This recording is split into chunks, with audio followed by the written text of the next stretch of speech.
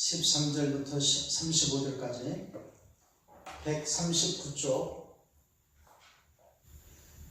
누가복음 24장 13절 그날에 그들 중 둘이 예루살렘에서 25일이 되는 엠마오라 하는 마을로 가면서 이 모든 된 일을 서로 이야기하더라. 그들이 서로 이야기하며 문의할 때 예수께서 가까이 이르러 그들과 동행하시나 그들의 눈이 가려워져 그인 줄 알아보지 못하거늘 예수께서 이르시되 너희가 길 가면서 서로 주고받고 하는 이야기가 무엇이냐 하시니 두 사람이 슬픈 빛을 띠고 머물러 서더라. 그 한 사람이 글로 가라 하는 자가 대답하여 이르되 당신이 예루살렘에 체류하면서도 요즘 거기서 된 일을 혼자만 알지 못하느냐? 이르시되 무슨 일이냐? 이르되 나사렛 예수의 일이니 그는 하나님과 모든 백성 앞에서 말과 일에 능하신 선지자이거늘 우리 대제사장들과 관리들이 사형 판결에 넘겨주어 십자가에 못 박았느니라. 우리는 이 사람이 이스라엘을 속량할 자라고 바라노라. 이뿐 아니라 이 일이 일어난 지가 사흘째요. 또한 우리 중에 어떤 여자들이 우리도 놀라게 하였으니 이는 그들이 새벽에 무덤에 갔다가 그의 시체는 보지 못하고 와서 그가 살아났다 하는 천사들의 나타남을 보았다 함이라. 또 우리와 함께한 자 중에 두어 사람이 무덤에 가 과연 여자들이 말한 바와 같음을 보았으나 예수는 보지 못했느니라 하거늘 이르시되 미련하고 선지자들이 말한 모든 것을 마음에 더디 믿는 자들이요 그리스도가 이런 고난을 받고 자기의 영광에 들어가야 할 것이 아니냐 하시고 이에 모세와 모든 선지자의 글로 시작하여 모든 성경에 쓴 바 자기에 관한 것을 자세히 설명하시니라.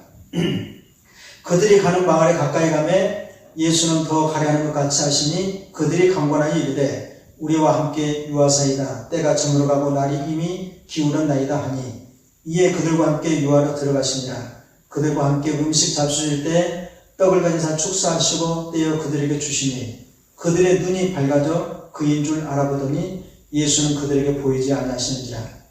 그들이 서로 말하되 길에서 우리에게 말씀하시고 우리에게 성경을 풀어주실 때 우리 마음속에서 마음이 뜨겁지 아니하더냐 하고 곧 그 시로 일어나 예루살렘에 돌아가 보니 11 제자 및 그들과 함께 한 자들이 모여있어 말하기를 주께서 과연 살아나시고 시몬에게 보이셨다 하는지라.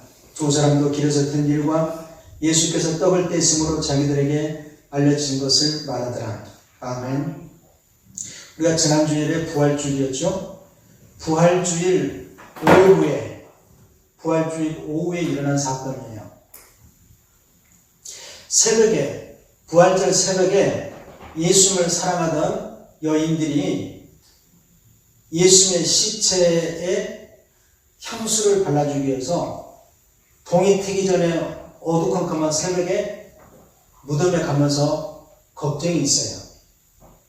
이스라엘은 시체를 우리나라처럼 땅에다가 묻는 것이 아니라 돌에 굴을 파가지고 큰 바위돌을 입구를 막아서 야생 짐승이나 다른 짐승이 시체에 들어가지 못하도록 돌멩이로 이제 큰 돌로 문을 만들어서 닫아놔요. 그러니까 그 여인들이 우리가 무덤에 가는데 누가 우리를 위해서 이 돌문을 열어줄까? 이 돌문을 여는 것은 보통 사람의 힘으로 안 돼. 한두 사람의 힘으로 안 돼. 그만큼 입구를 큰 돌로 봉인해놨거든. 근데 그 여자들이 그런 걱정하면서 가본데 깜짝 놀랍게도 돌에 입구를 막았던 큰 돌이 없어졌어요. 그나저나 보니까 예수님의 시체가 사라지고 천사가 그 여인들에게 말해요. 너희가 누구를 찾느냐? 예수님 만나러 왔다. 예수님은 다시 예수님께서 말하신 대로 살아나셨느니라. 그 여인들이 너무 벅차고 또 세상에서 처음 보는 일이기 때문에 잘 믿어지지도 않고 여러 가지 복잡한 생각 가지고 아무튼 예수님께서 살아나셨다고 하는 이 부활의 소식이 너무나 즐겁고 기뻐서 제자들에게 빨리 예수님의 제자들은 예수님이 십자가에서 돌아가시니까 전부 낙심하고 슬퍼하고 있었는데 예수님이 부활했다고 하는 소식을 듣자마자 예수님의 제자들이 달려와서 과연 예수님께서 무덤에서 부활하십니까? 확인하려고 다시 제자들도 왔었고, 그런 환경 중에 이 제자들 오늘 두 사람이 여자들로부터 그런 예수님께서 부활했다 하는 그 소식을 듣고도 믿을 수가 없어서. 왜 못 믿느냐? 우리는 태어나서부터 유치원 때부터 계속 공부할 때 우리는 과학을 배우고 합리적인 사고를 배우고, 그렇기 때문에 과학적으로 설명이 안 되고 이해가 안 되는 것은 믿지 않기 때문에, 그런 학습을 받았기 때문에 이 부활을 받아들일 수 없는 것이에요. 죽은 사람이 살아났다. 지금도 못 믿겠죠, 지금도. 근데 그 당시에는 예수님께서 살아났다고 믿을 사람이 있겠어요? 근데 직접 예수님께서 살아났다고 하는 것을 목격한 여인들이 있어도 그 소식을 듣고도 이 두 제자들은 소식을 듣고도 믿질 않아요.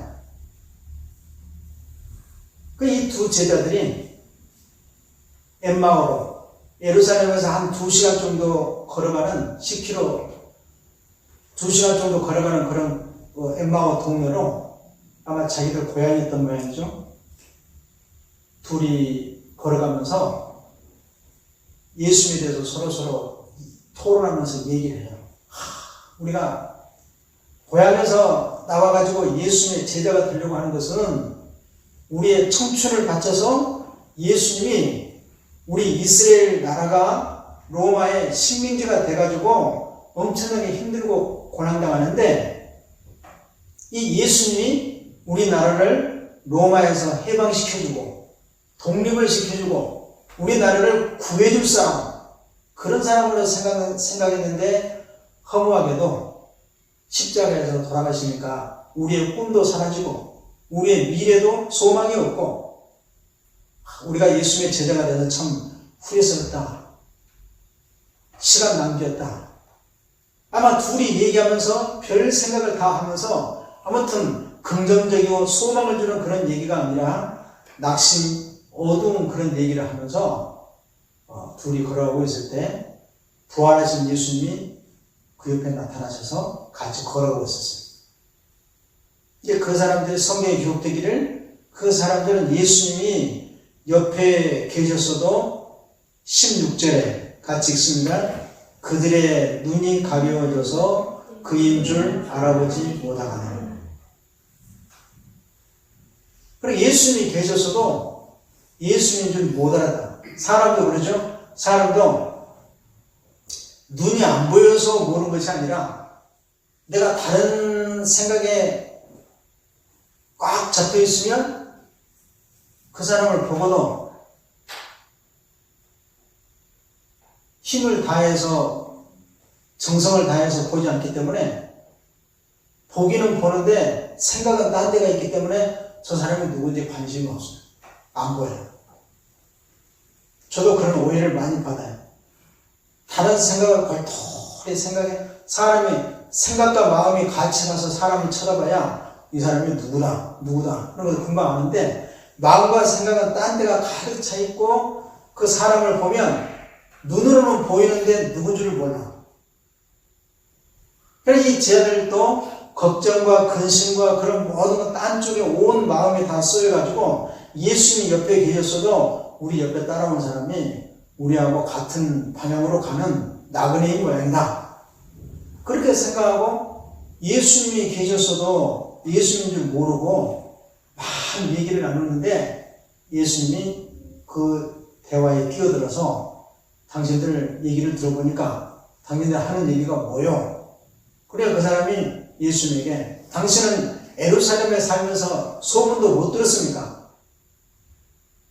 우리나라에 선지자가 나타나는데 그 선지자가 우리 민족을 로마에서 구원해주고 우리 민족의 큰 지도자가 될 사람으로 여기고 우리가 스승으로 모시고 따랐는데, 허무하게 로마 군인들에게 또 우리나라 대제사장들과 종교지도자들이 고소 고발해가지고 십자가에 못 박혀서 죽어서 이런 허무하고 슬픈 일이 어디가 있노? 그런 얘기를 해요. 그러니까 예수님이 성경 말씀을 풀어줘요. 그 두 사람에게 뭐라고 하느냐? 그 두 사람이 그 예수님이 그렇게 십자가로 죽으셨다가 예수님이 다시 부활했는데 부활했다고 하는 다시 살았다고 하는 그 소식을 듣고도 이 제자들은 믿지 못하고 슬픔에 빠져서 터벅터벅 걸어갈 때 25절에 다 같이 읽겠습니다. 이르시되 미련하고 선지자들이 말한 모든 것을 마음에 더디 믿는 자들이요. 마음에 더디 믿는다. 더디 믿는다 하는 것은 천천히 믿는다 그런 뜻이 아니고요. 더디 믿는다는 것은 뭐냐면 말씀을 듣기는 들으나 깨닫지 못하고 말씀을 듣기는 들으나 이 말씀을 실천하지 않고 이것이 더디 믿는 거예요. 그러니까 예수님의 말씀을 예수님께서 그동안에 수많은 설교를 하셨죠. 내가 이 세상에 온 목적은 이스라엘 나라의 왕이 되려고 대통령이 되려고 이 세상에 온 것이 아니고 내가 이 세상에 온 목적은 모든 세상의 모든 사람들의 이 죄악 때문에 사람이 죽고 아프고 고난당하는 이 세상의 모든 사람을 구원하려고 내가 이 세상에 인자가 온 것은 사람들의 제물로 왔다. 제물로 왔고 사람들을 섬기려고 왔다. 그러나 나는 장차 대제사장들과 서기관들과 장로들에게 그들의 고발당하고 그들에 의해서 나는 십자가 지고 죽게 될 것이다.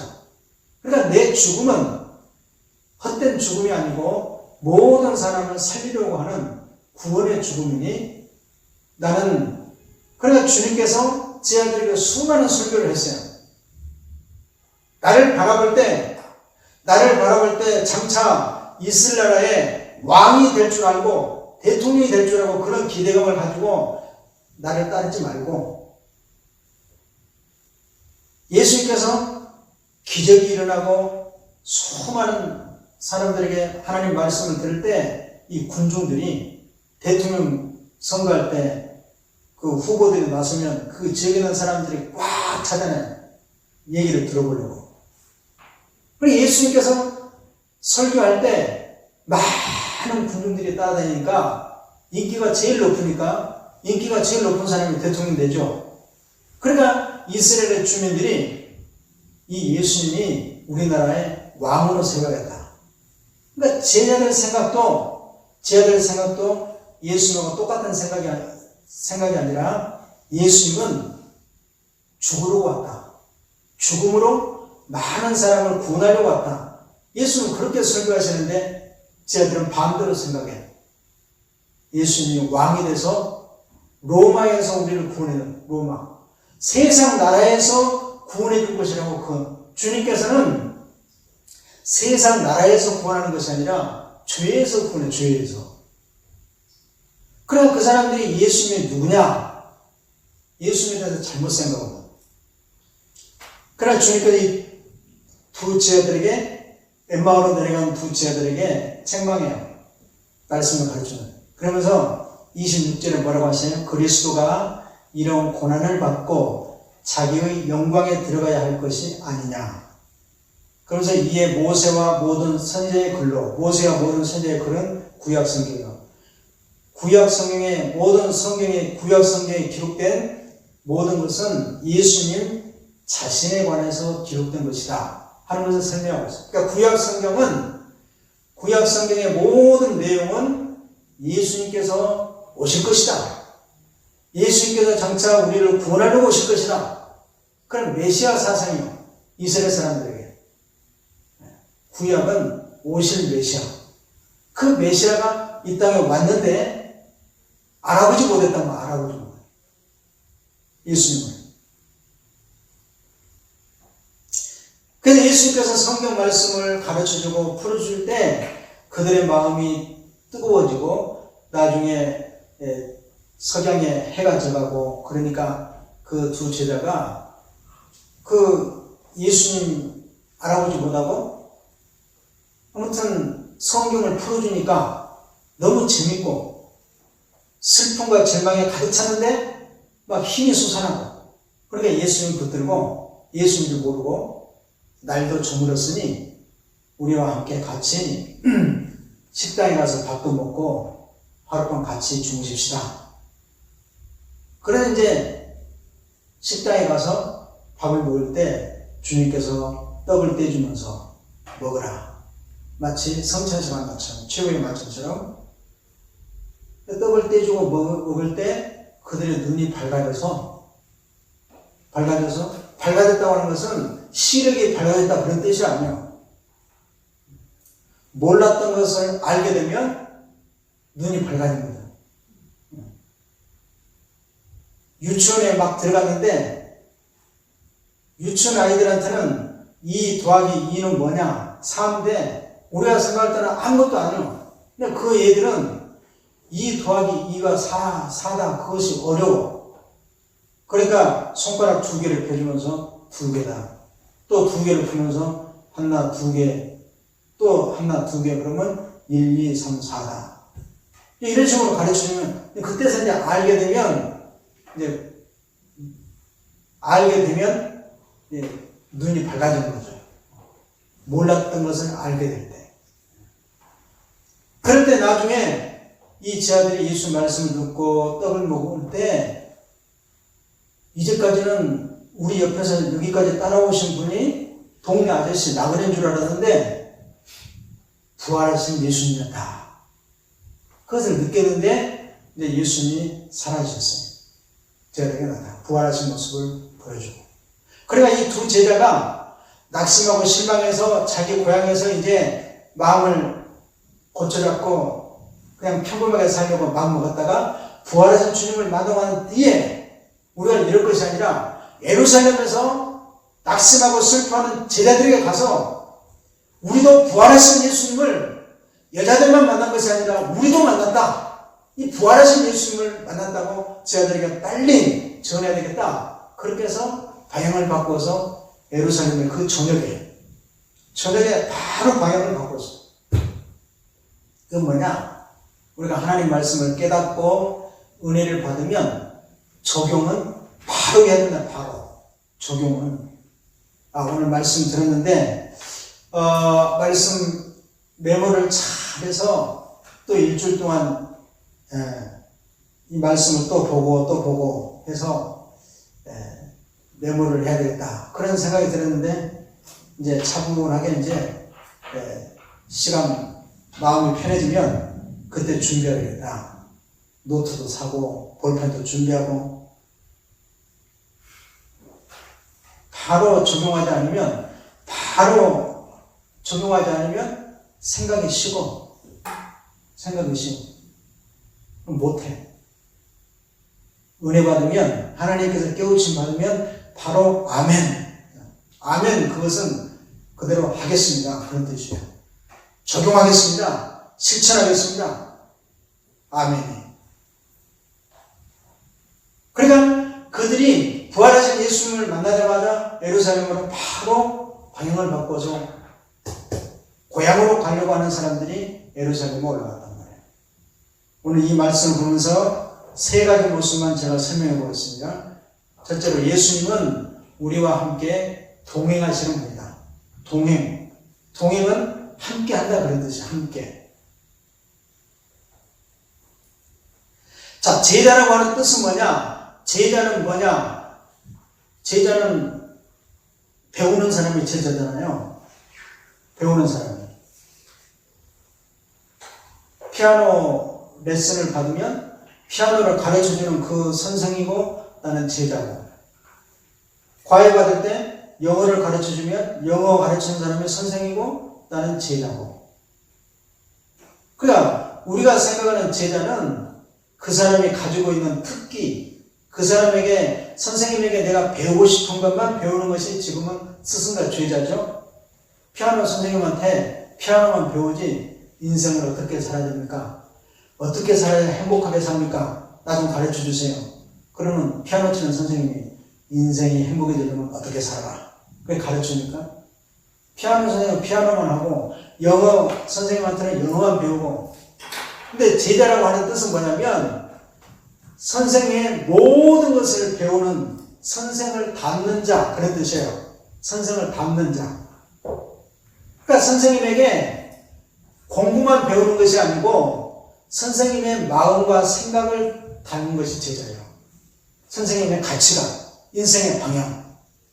그러니까 예수님의 제자가 된다고 하는 것은 그냥 예수님 다른 군중들처럼 예수님의 기적을 일으키고 예수님의 능력이 있으니까 신기해서 예수는 막 따라다녀서 나중에 예수님이 잘 되면 나도 성공하고 예수님 나중에 왕이 되면 나도 한 자리 차지하고 예수는 따라다니면 성공하려고 따라다니는 것이 아니고 예수님의 제자라고 하는 것은 예수님의 마음과 생각을 닮아서 예수님께서 가는 방향에 나도 같은 방향. 예수님과 일치가 되고 예수님과 하나가 되는 사람이 제자라고 해요.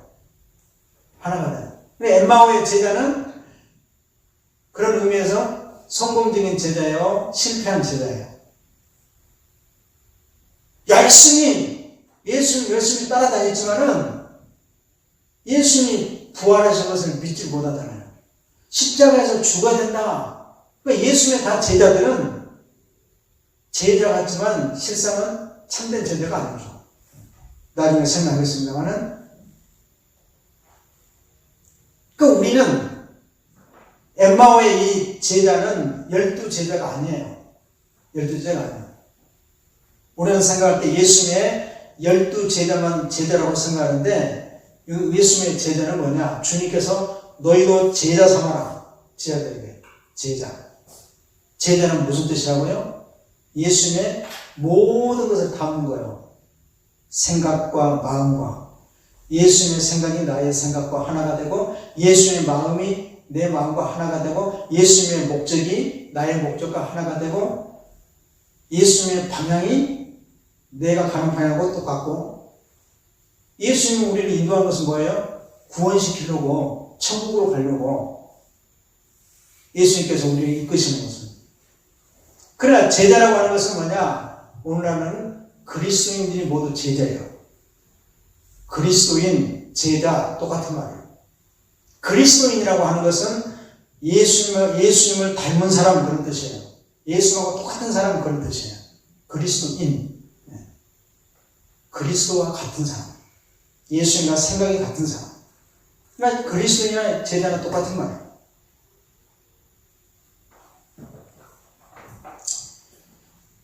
그러니까 예수님은 누구와 함께 하시느냐?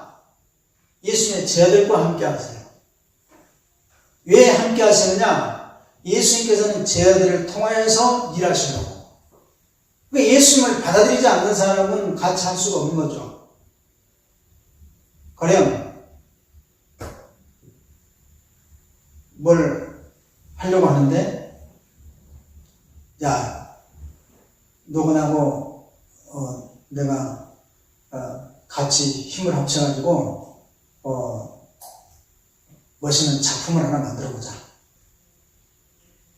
그래 하면서 이제 작품을 만드는데 시키는 너 이것 좀 가져오라, 저것 좀 가져오라, 저것 좀 가져오라 하면서 막 시키면서 일을 같이 하는데 말 안 들어. 말 안 들으면 손발이 안 맞아서 작품이 안 나오겠죠. 손발이 안 맞아서.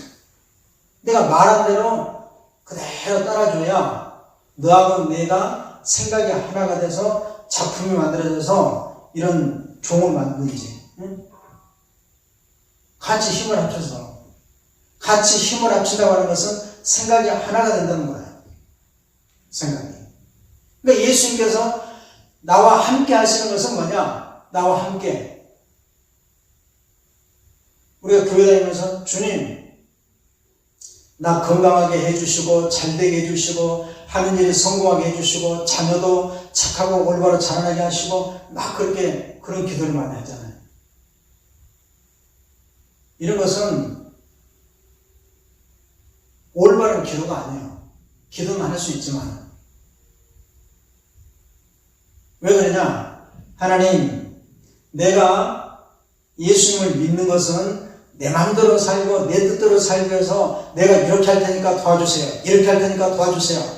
내 마음대로 살면서 주님을 내가 이용하는 것이 아니고, 내가 예수를 믿는다고 하는 것은 주님, 내 생각은 하기 싫고 내 생각은 안 맞아도 주님께서 말씀하신 그 말씀이 구원하는 길이고 하나님께서 기뻐하는 일이고 또 영원한 축복이 되는 일이기 때문에,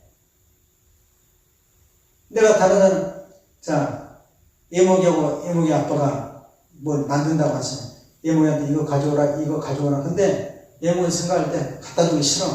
하기 싫어. 하기 싫으면 되겠어요, 안 되겠어요? 부지런히 도와줘야 작품이 되지. 그래, 도와줄 때 뭐예요? 손발이 맞고 하나가 되는 거예요. 하나가. 그래야 주님이, 주님, 내가 내 마음대로 내 뜻대로 내가 하고 싶은 대로 하는 것이 아니고 주님의 뜻대로 하겠습니다. 그럴 때 하나님께서 나를, 내가 원하는 것들을, 나하고 관계, 내가 필요한 것들을, 그럴 때 하나님께서 도와주시는 거예요. 그러니까 하나님께서 원하시는 뜻을 내가 가게 되면 내가 세상에서 필요한 그런 모든 것들도 하나님께서는 목자가 되시니까 부족함 없이 나를 인도해 주신다, 그 말이에요. 근데 우리는 주님의 뜻을 따라가려고 하지 않고 내 뜻대로 살면서 주님께서 도와달라고 주님을 이용하는 것은 올바른 기도가 아니에요. 잘못된 기도. 그러니까 주님이 너희는 기도할 때 먼저 그의 나라와 그의 의를 구하라. 하나님의 뜻을 구하라. 그러면 이 모든 것을 너희에게 줄 것이다. 이 말씀을 기억을 해야 돼요. 주님은 동행하시는데 뭐 하려고 동행하시느냐? 왜 나와 함께 하시느냐? 내게 축복해 주시려고. 엠마오에 내려가는 이 두 사람의 제자들이 자기 낙심하고 실망해가지고 동네로 가고 있을 때 그들이 눈치채지 못하고 주님이 그들과 함께 계셨어요. 함께. 뭐 하려고 함께 가셨을까요? 그들이 가고 싶은 대로 목적지까지 계속 같이 가려고 했을까요? 바꿔주려고. 길을 바꿔주려고.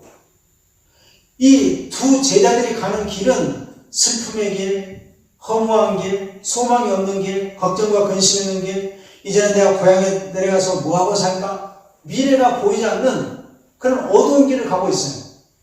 근데 주님께서는 그들과 함께 동행하시면서 가던 길을 바꿔주려고. 내 인생의 코스. 그러니까 엠마오의 제자들이 엠마오로 내려가는 것은 뭐냐? 자기 생각대로 가는 길이다, 그 말이에요. 엠마오는 자기 생각대로, 자기 뜻대로 가는 길이다. 예수님 열심히 따라다녔지만은 십자가의 죽음으로 인해서 우리의 전망과 기대가 끝났다.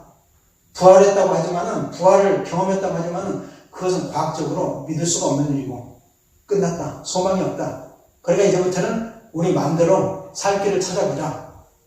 그래서 내 생각대로 내 마음대로 걸어가는 것이 엠마오란 말이에요. 그래 주님은 이들을 이대로 내버려두면 구원을 받지 못하기 때문에 이들의 길을 고쳐줘야 돼요. 길을. 예수님의 제자로 살면서 잘못된 길을 가면 고쳐주는 거예요. 설교는 우리가 하나님께서 계속해서 우리에게 설교를 듣는 이유는 엠마오로 내려가는 제자처럼 눈에 보이는 세상을 쳐다보면서 일주일간 내 마음대로 살고 내 마음대로 계속 내 마음대로 살아가는 이 습관이 돼서 겉으로만 믿어요. 그러니까 예수님의 제자는 겉으로만 예수님을 따라다닌다고 제자가 되는 것이 아니라 예수님의 생각과 마음을 받아들여서 주님과 하나가 되는 것이 제자인데, 예수님의 제자들은 한결같이 다 제자로서의 실패했죠. 그래서 주님은 엠마오의 제자들에게 동행해서 고쳐주는 거예요. 주님은 나와 함께 하시는 분인데, 주님이 나와 함께 하시는 목적이 뭐예요? 나를 고쳐주시라고. 그래서 오늘 또 설교 말씀을 들어보니까 내 생각대로 내 마음대로 살아가는 생활이 엠마오로 내려가는 제자들하고 똑같은 생활이구나. 교회에 나온다고 해서 하나님의 뜻대로 사는 것이 아니고, 교회에 나오는 목적은 뭐냐? 내 뜻대로 살지 않고 하나님의 뜻을 배워서 하나님의 뜻대로 실천해서 주님과 내가 하나가 돼서 주님이 가시는 곳에 내가 가고 주님이 나를 인도하시는 곳에 내가 따라가고 주님은 나를 구원의 길로 천국으로 인도하려고 하는데 나는 그냥 천국과 구원은 안 보이니까 생각하지 않고 바쁘니까 무슨 눈에 보이는 세상의 목표를 정하고 눈에 보이는 세상에 보이는 대로 쫓아가기에 바쁘단 말이에요. 주님 나를 고쳐주려고. 두 번째로는 제자로 부르심 받았는데 가짜 제자예요. 제자 아닌 제자. 제자 아닌 제자. 25절에 미련하고 선지자들이 말한 모든 것을 마음에 더디 믿는 자예요. 마음에 더디 믿는 것이 뭐라고 했어요? 듣기는 들어도 실천하지 않고 듣기는 들어도 깨달음이 없어. 깨우침이 없어. 그러니까 예수님께서 12 제자들에게 3년 동안 많은 설교를 했어도 설교를 했어도 듣기는 들었지만은 깨닫지를 못해. 깨닫는 것이 하나님의 음성이에요. 그러니까 하나님 말씀을 설교 시간에 설교를 들을 때 말씀의 내용은 귀에 들어서 그냥 내용은 들어오는데 머리로만 들어와. 깨달음이 없이. 머리로 들어오는 것은 지식이고 마음으로 모시는 것이 진리예요. 진리. 마음으로 모셔서 내 마음에 그러니까 제자는 누구냐? 내 마음에 그리스도가 계신 사람이 제자예요. 내 마음에 하나님이 계시는 사람이 제자예요. 내 마음에 내 생각으로 가득 찬 사람은 그냥 나예요. 나. 죄인된 나. 나는 누구냐? 죄인이요. 하나님께서 보실 때. 그러면 세상 사람들은 죄인이라고 하면 기분이 나쁘다고 그래요. 왜냐? 세상 사람들의 죄라고 하는 것은 뭐냐? 도둑질하고 거짓말하고 나쁜 일하는 것을 죄라고 생각하는데 하나님께서는 그런 것은 죄의 열매고 죄인은 뭐냐? 하나님과 관계가 끊어진 사람. 하나님과 관계가 끊어져서 구원을 못 받고 천국 가야 되는데 천국 가지 못하게 돼서 하나님과 관계가 끊어져서 뭐가 왔어요? 죽음이 왔다고. 탯줄이 끊어지면 죽는 것처럼 뱃속에서. 포도나무 가지가 끊어지면 열매가 열리지 않는 것처럼 하나님과 나하고 관계가 끊어지면. 여러분들 아이가 가장 상처를 많이 받을 때는 부모의 사랑을 받을 때 너 집에 나가라. 부모가 자녀를 향해서 집에 나가라. 그렇게 욕하는 자는 저주를 받아요. 저주. 왜 그러냐? 자녀는 부모하고 관계가 끊어지게 되면 나중에 자녀가 큰 장성한 자녀고 이것을 자녀는 어린아이, 부모의 보호가 필요하고 부모를 보호를 받지 못하면 살 수가 없는 그런 아이에게 나가라. 그러면 이 아이가 어떻게 살겠어요? 나가서 거지가 되게. 그러면 이 아이에게 초등학교 다니는 아이에게 너 집에서 나가라. 말 안 들으려면 나가라. 그런 소리 하면 안 돼. 나가라 그러면 어때요?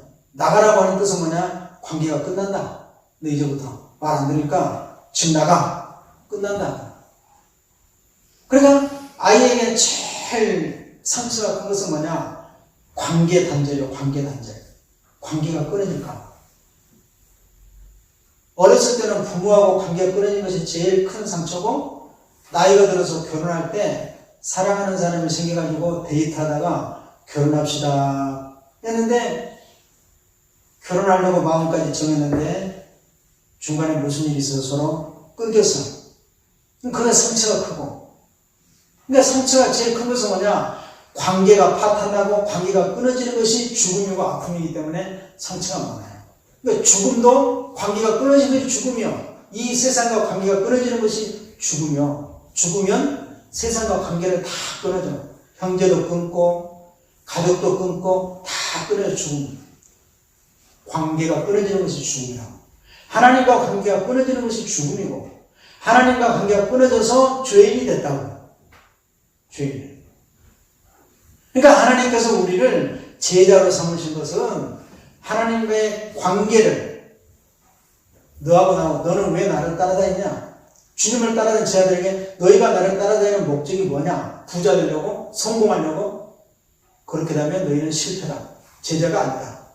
세상에서 잘 되려고 주님을 따라다니는 것은 제자가 아니요.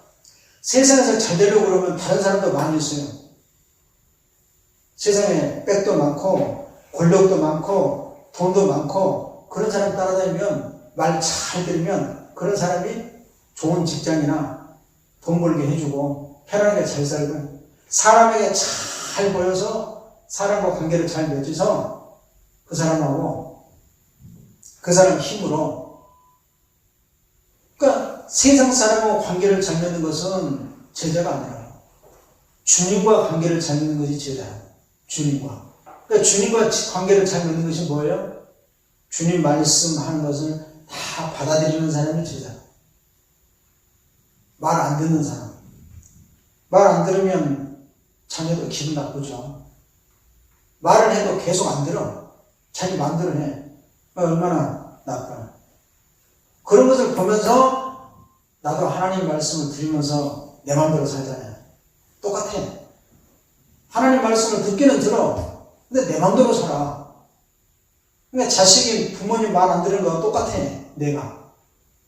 그러니까 자식을 주는 것은 하나님께서 하나님을 섬기는 방법을 배우라고 자녀와 관계를 통해서 늘 묵상해요. 자녀가 속상하게 하고 자녀가 마음을 아프게 하고 자녀가 나를 힘들게 하고 그러면, 아, 나도 얼마나 하나님 말씀 들으면서 하나님 말씀대로 안 살고 내 마음대로 살면 하나님이 얼마나 힘드실까, 마음이 아프실까, 그것을 깨달아야 되는 거예요.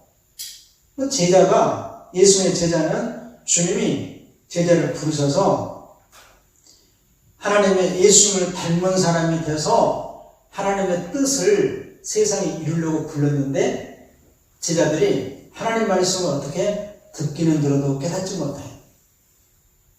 미련하고 마음에 더디 믿는 사람이 돼서, 오늘 하나님께서 우리에게 설교를 주셨는데 이 설교를 말씀을 들어도 듣기는 들어도 내 마음대로 살아. 그럼 주님께서 어때? 그리스도인은 다 제자란 말이에요. 제자 훈련, 성경 공부해서 제자가 되는 것이 아니요. 성경 공부를 많이 해서 제자가 되는 것이 아니고 하나님 말씀을 받아들이고 실천을 해서 주님의 성품을 닮아가는 사람이 제자라고. 공부만 계속해서 제자, 공부만 많이 하면 뭐냐? 교만해져. 머리에 지식만 쌓여서. 제자는 실천하는 자예요. 주님을 따라가는 거. 마지막으로 세 번째로는 성경을 풀어주실 때, 오늘 제목이요. 성경을 풀어주실 때. 성경은 뭐냐? 우리가 먹어야 될 양식이요. 우리 몸이 살려면 음식을 먹어야 되고, 내 속에 있는 마음과 생각, 내 속에 있는 생명이 살려고 그러면 내 속에 있는 생명은 음식을 못 먹어요. 그러니까 제사상에다가 음식 차려서 조상에게 식사하십시오 해가지고 시장에서 장 봐다가 제사상을 아무리 좋게 차려놔도 죽은 조상이 음식을 다 먹습니까? 실컷 제사 차려놓고 제사 지는 다음에는 뭐예요? 식구들이 다 자기들이 먹어버려. 그러면 죽은 조상이 그것을 본다고 그러면 얼마나 기분 나쁘겠어요. 나한테 밥상을 차려놓고 좀 이따 자기들이 다 먹어버려요. 네. 우리 속에 있는 보이지 않는 내 속에 있는 생명, 영은 세상에 눈에 보이는 음식을 못 먹어. 눈에 보이는 음식은 누가 먹냐? 눈에 보이는 몸이 먹어, 몸. 그러니까 세상에 입으로 들어가는 음식은 몸의 양식이고 내 속에 있는 양식은 하나님의 말씀이에요. 하나님 말씀 먹으면서 깨우침 받고 하나님 말씀을 들으면서 생각이 달라지고 하나님 말씀을 들으면서 마음이 변화가 되고, 그래서 하나님 하나님 말씀이 내 생명을 살리고 나를 구원시키는 말씀이란 말이에요. 그래서 예수님께서 성경을 우리에게 풀어주시는 것은 우리들에게 설교 시간을 통하여서 계속 말씀을 듣게 한 것은 뭐냐? 내 생명을 살려주시려고. 그래서 이 엠마오에 내려가는 제자들이 예수 성경을 풀어주셔서 말씀을 듣고 깨닫고 눈이 열렸다고 하는 것은 깨달았다는 뜻이에요. 깨달을 때 눈이 열리는 것이에요.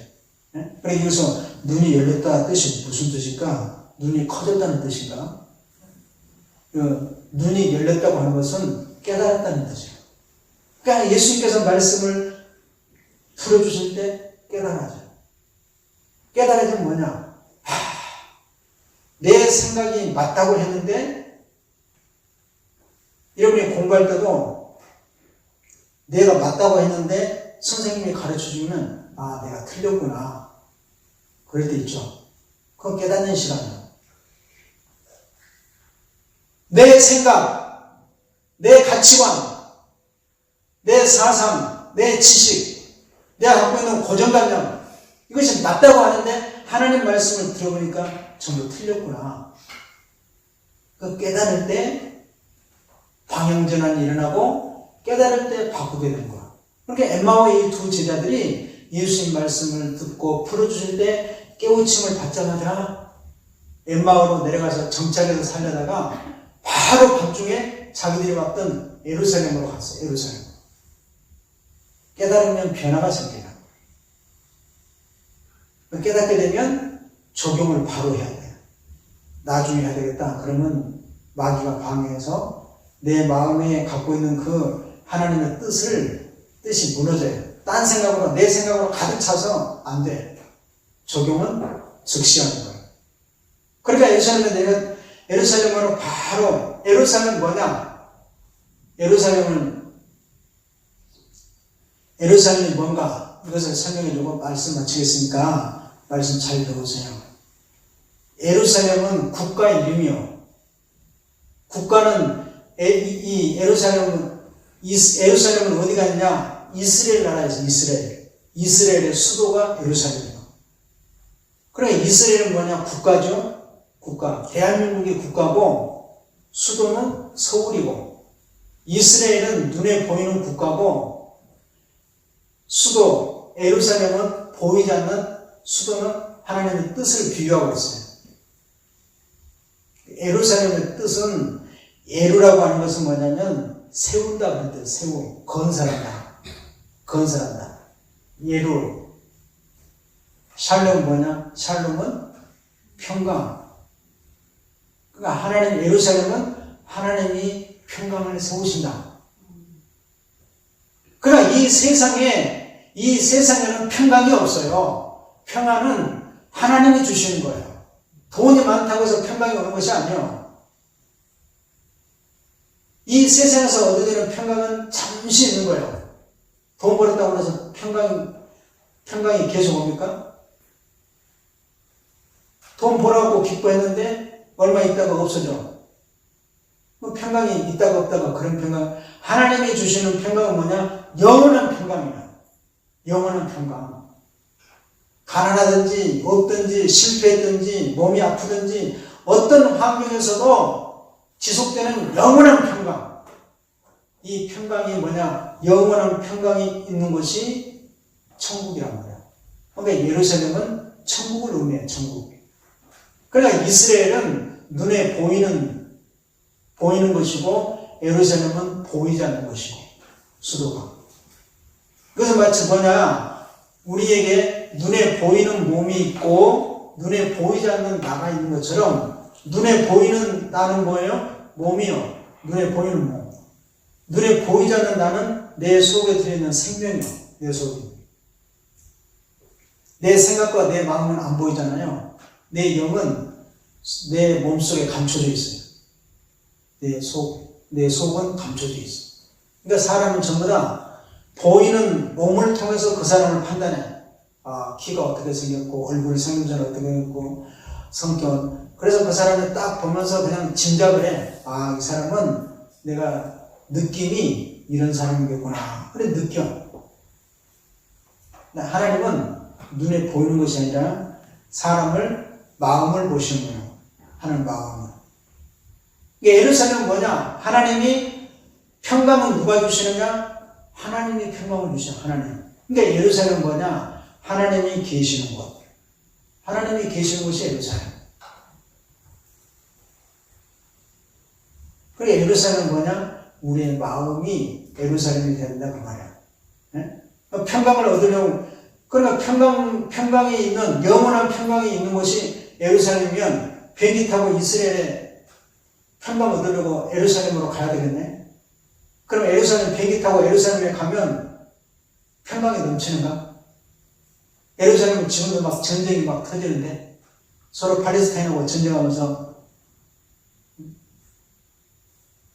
그리고 회개도들이 찾아오고 있는데 예루살렘은 이단에 넘어갔는데 평강 얻으려면 예루살렘으로 가야 되는가? 그러니까 모르기 때문에 눈에 보이는 성경을 그렇게 보니까 깨우침이 없는 거예요. 눈에 보이는 것으로 생각하니까.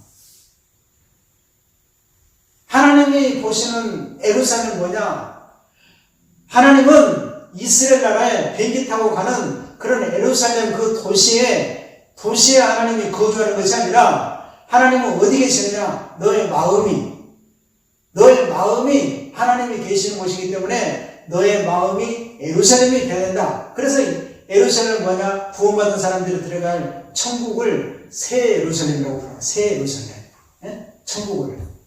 근데 새 예루살렘은 뭐냐? 눈에 보이는 이런 이스라엘 나라의 그런 눈에 보이는 그런 수도가 아니란 말이에요. 새 예루살렘. 새 예루살렘 교회도 있잖아요. 새 예루살렘을 천국으로 한 천국이에요. 그러나 하나님께서 예루살렘, 우리의 마음이 예루살렘이 된다고 하는 것은 뭐냐면 너가 주님을 모시게 되면 너의 마음이 천국이 되는 거예요. 천국.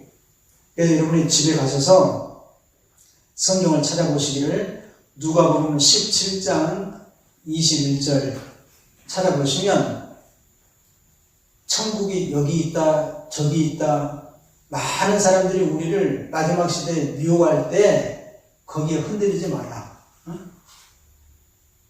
신천지는 자기들이 하는 그 시온, 예루살렘, 자기들 시온으로 와야 신천지의 말씀이 퍼지는 신천지로 와야 구원받는다고 생각해요. 또 어떤 이단들은 예루살렘이 어디냐? 성경에 예언된 대로 동방의 작은 나라. 대한민국의 예루살렘이라, 대한민국의 새 예루살렘을 해가지고 대한민국의 예루살렘이기 때문에 장차 대한민국으로 주님이 지름으로 오신다. 그래서 대한민국에 지금 그렇게 설교하는 이단도 많이 있어요. 이단 아닌 사람도 그렇게 믿는 사람도 있고, 대한민국에. 전부 다 헛된 성경에 대해서 천국이, 누가복음 17장 21절에 천국이 여기 있다 저기 있다 그렇게 해도 흔들리지 말고 천국은 어디가 있다고요? 너희 마음이 있다. 내 마음을 하나님이 예루살렘 삼고 오신다. 그러니까 사람들이 전부 다 주님은 예루살렘에 오신다. 그러니까 그 예루살렘은 지금 이스라엘 나라의 예루살렘은 유대인들이 예수님을 버렸기 때문에 이스라엘 나라의 예루살렘에 오시지 않고 새 예루살렘, 이스라엘하고 똑같이 닮은 새 예루살렘이 대한민국이기 때문에 대한민국으로 주님이 오신다. 이렇게 설교한다고. 거짓된 설교예요. 그건 미혹된 것이고. 그래서 대한민국 중에서 어디 무슨 계룡산 밑으로 와라. 어디 와라. 순전히 말씀을 가르치면서. 근데 미혹되면 전부 가르쳐대로 간다고. 모르니까. 주님은 내 마음이 예루살렘이 되게 해서 하나님을 내 마음속에 모신 자, 하나님이 계시는 곳이 천국이기 때문에 하나님을 모시는 자가 구원받고 구원받은 사람의 하나님이 계시는 그 마음이 천국이고 하나님을 모시는 그 영접에서 천국을 누린 그런 사람들이 죽어서도 영원히 천국 가는 거예요. 이 땅에서부터 내 마음의 예루살렘이 되었단 말이에요. 주님을 모시고, 예루살렘은 하나님이 임재하신 곳, 하나님이 계시는 곳. 뭐 하려고 계시냐? 평강 주시려고 계신 것. 힘들고 어렵고 지치고 고난이 있어도 하나님이 주시는 평강 주시려고 계시는 곳이 예루살렘. 이러니 엠마오의 이 제자들이 예루살렘에 갔다 하는 것은 낙심과 좌절, 절망, 내 맘대로 결정했던 엠마오의 길에서 하나님이 계신 곳으로 갔다. 하나님이 함께 하시는 곳, 하나님의 평강이 있는 곳, 천국을 향해서 방향을 바꿨다. 그런 뜻이에요. 오늘도 이 말씀을 붙잡고 일주일 동안 묵상하시면서 여러분과 승리하시기를